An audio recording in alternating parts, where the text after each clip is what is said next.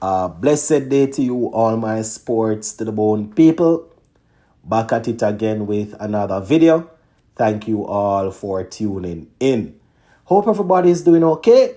Hope you're all getting yourselves ready for the second T20 of the series. Yes, my people. West Indies versus Pakistan later on tonight.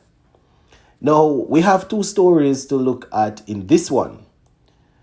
As cries continue to get louder for Darren Sammy to be replaced as coach, we see where former Jamaica middle-order batsman Mark Nita is saying that even if Sammy is not removed as a coach, he needs some help.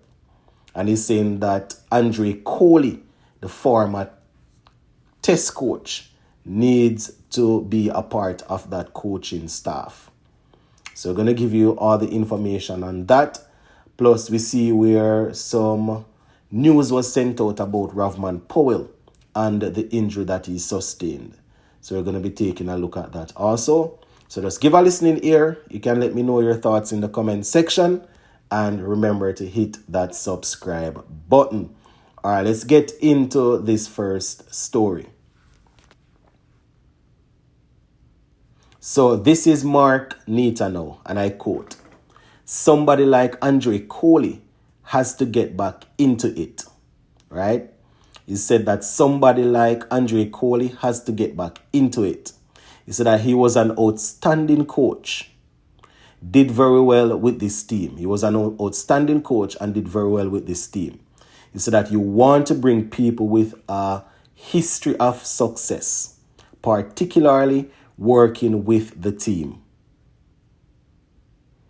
Right? He went on to say, Reefer, that's Floyd Reefer, Reefer's credibility, I don't think is particularly high because he's been involved with this team for many years and was given responsibility as coach. And I don't think he credited himself very well in that role.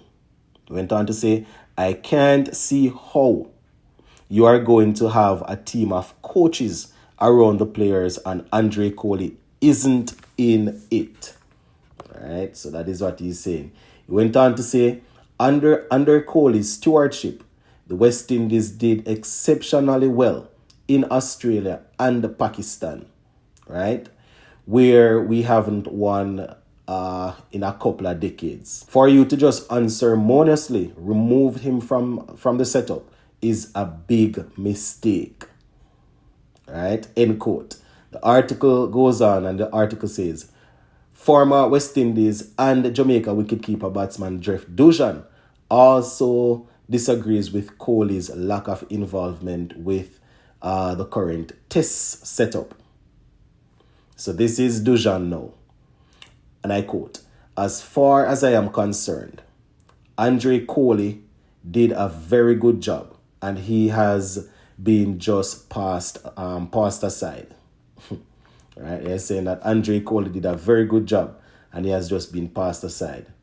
He said that I am really hurt about that because he has the credentials, he's very experienced, and I think he was getting somewhere and he's actually lost his place after having a good series, end quote.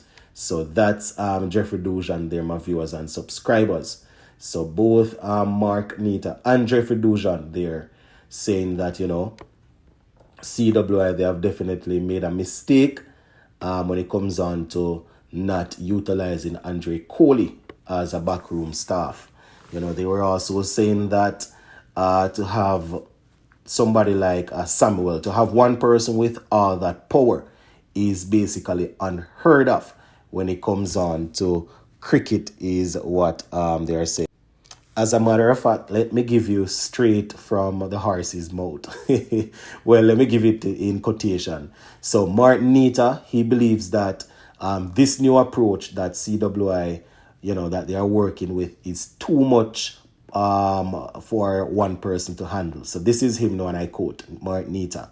Somebody who makes all the decisions when it concerns who plays not only in test match but in T20 and 50 overs I think that is too much power for one person, and that is unheard of in cricket, end quote. So that is what Mark Nita is saying, and he wants them to basically bring in back Andre Coley to help in the back in the back room there to make sure that the batsmen they're actually producing.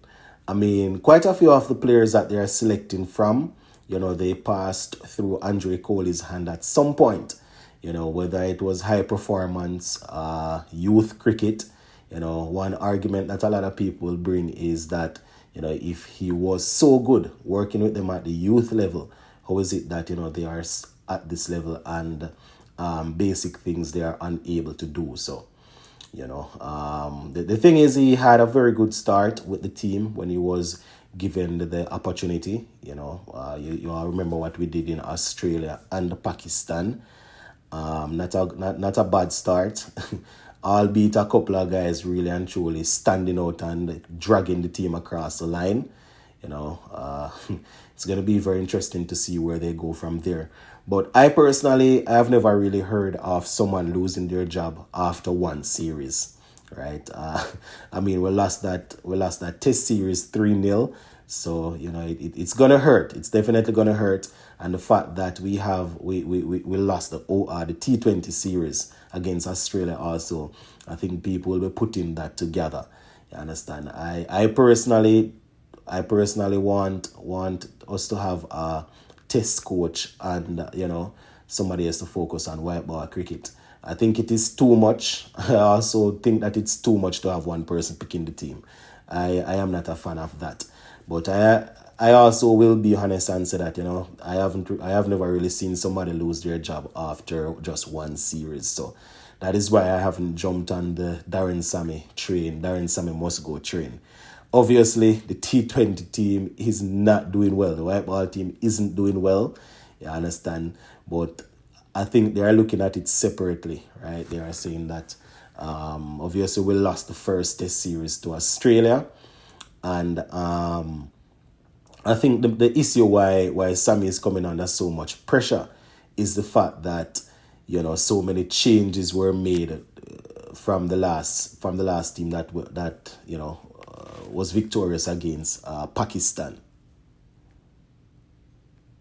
Now, when you come in and you are implementing a system or a style of play and you decide to bring in players that they haven't played red ball cricket in a while, but you decide that you want them to play a role.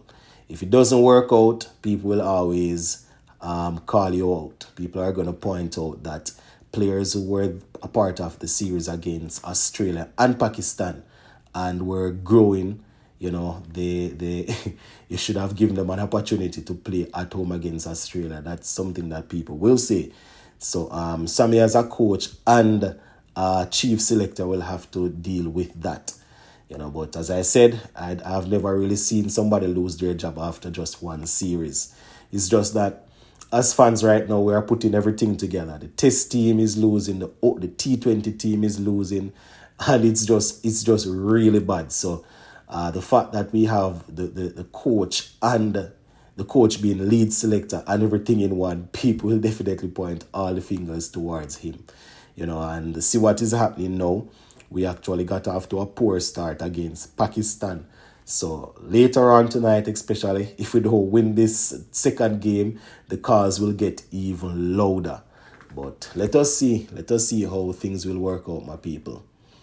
Now let's just finish up with this bit of story coming out about Rovman Powell, taking it from Sportsmax, and they are saying wrist injury rules out Rovman Powell out of remaining Pakistan T20 internationals.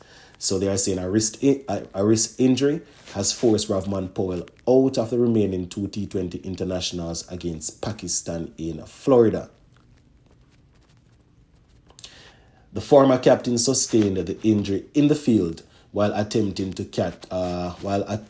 a catch during the 4th T20 international against Australia in St. Kitts. They said there will be no replacement named for Powell. All right, so the West Indies will be looking to end a spell of 6 straight losses when they take on Pakistan in the second match of the series this evening at 8 p.m. So let us see how that will work, my people. So just a little bit of update there on Rovman Powell. Gonna leave it right here for now. Big up on yourself. Stay safe. Bless.